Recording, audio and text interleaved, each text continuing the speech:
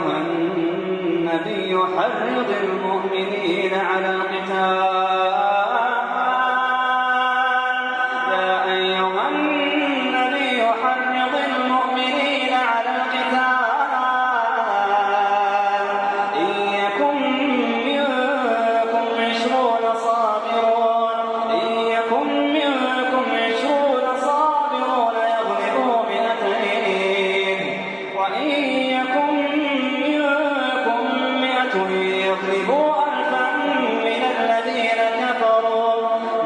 الذين كفروا بأنهم قوم لا يفقهون.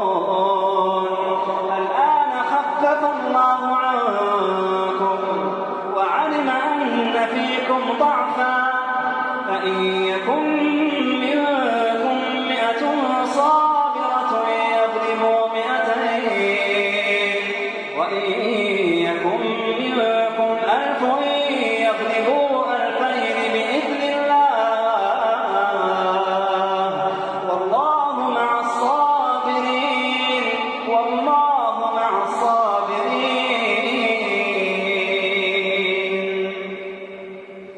ما كان لنبي أن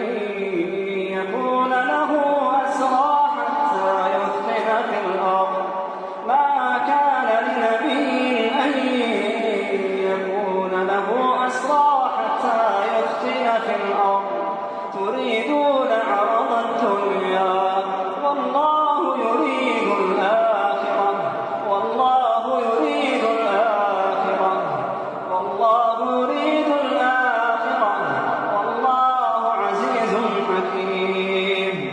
لولا كتاب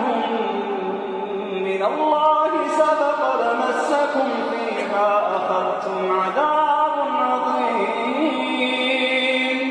فكلوا مما غنمتم حلالا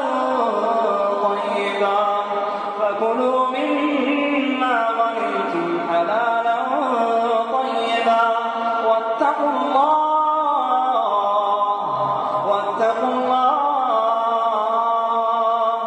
إن الله